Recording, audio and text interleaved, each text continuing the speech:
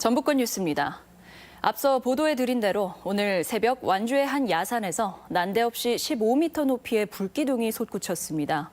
알고 보니 지하에 매설된 송유관에 불이 붙은 건데 송유관에서 몰래 기름을 훔치려던 절도단이 실수로 낸 화재로 보입니다. 강동엽 기자입니다. 칠흑 같은 어둠 속의 시뻘건 불기둥이 15m 높이로 치솟습니다. 호남고속도로 바로 옆 야산에 매설돼 있던 송유관에 불이 붙은 겁니다. 불길이 옮겨 붙을까 봐 굴착기까지 동원해 흙으로 불기둥 주변에 담을 쌌습니다. 고속도로 지나가던 운전자가 불길이 솟는 걸 보고 신고를 해서 긴급 출동한 소방대와 대한송유관 공사 측이 송유관 밸브를 차단한 뒤 기름을 빼내면서 동시에 진화 작업을 벌여 불은 인명피해 없이 4시간 만에 꺼졌습니다. 인근 마을 주민들도 크게 놀랐습니다. 공포감 느끼는 거죠, 이게. 만약에 여기서 폭발 하나 됐어봐요. 놀러 가는 거 시간 문제예요. 지하 1.5m 깊이에 묻어둔 송유관에 갑자기 불이 난 건 기름 절도단 때문이었습니다.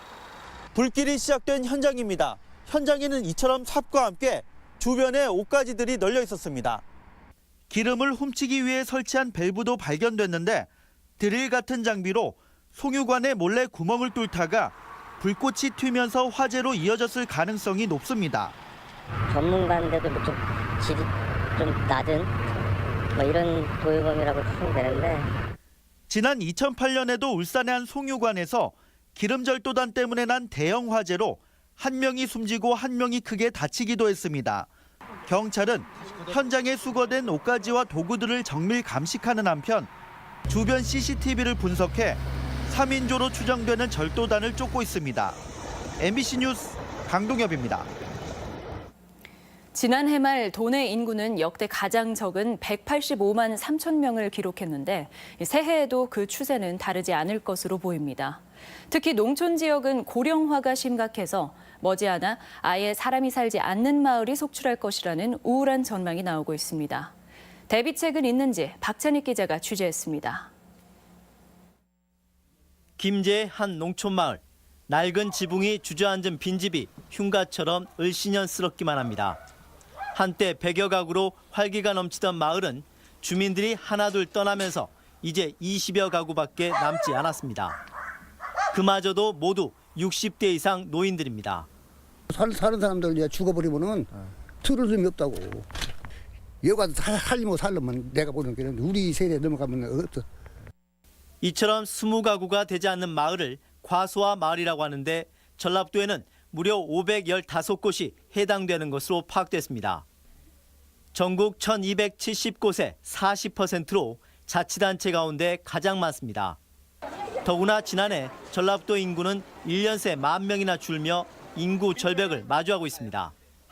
여기에 설상가상, 심각한 고령화까지 더해져 도내 농촌 지역은 조만간 사람이 살지 않는 이른바 지방 소멸 현상이 가속화될 것이라는 전망입니다. 하지만 벽화가 인상적인 이 마을이 지방 소멸을 해결해줄 하나의 대안으로 주목받고 있습니다.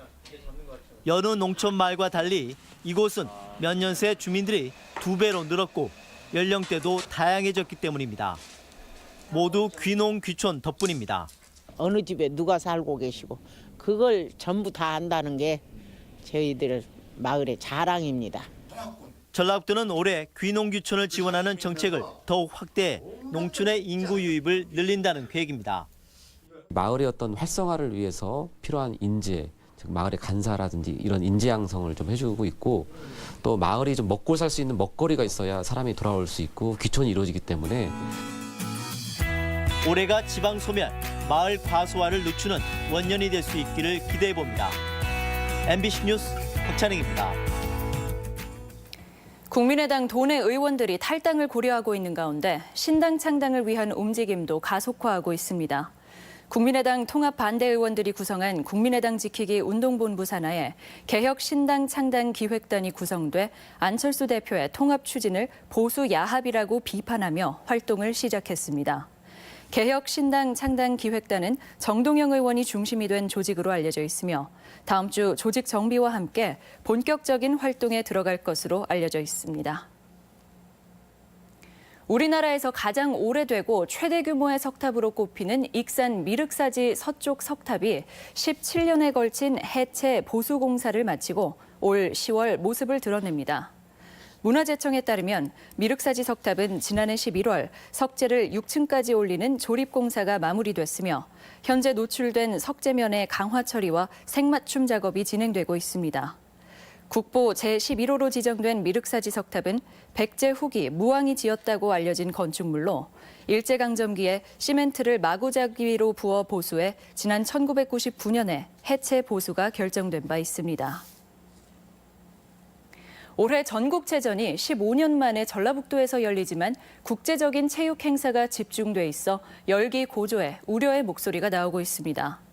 다음 달에는 평창 동계올림픽이 열리고 6월에는 전국 지방선거와 함께 월드컵이 그리고 8월에는 아시안게임이 예정돼 있어 전라북도와 주최 도시인 익산시가 10월에 치러지는 전국체전 관심 고조에 부심하고 있습니다. 국내 최대 스포츠 축제인 전국체육대회는 올해가 99번째로 참가 인원만 4만 명에 이릅니다. 공정방송 회복을 위한 KBS 총파업이 오늘로 126일째를 맞은 가운데 보궐이사가 선임되는 다음 주가 파업의 분수령이 될 전망입니다. 전국 언론노동조합 KBS 전북지부는 김상근 보궐이사가 정식 임명되면 이사회에 고대영 사장 해임을 요구하고 업무 복귀 시점과 방식에 대해 논의해 나갈 계획인 것으로 알려졌습니다. KBS 전북지부는 또 뉴스 공정성을 회복하고 지역 프로그램 경쟁력을 강화하는 방안을 논의 중입니다. 전북권 뉴스였습니다.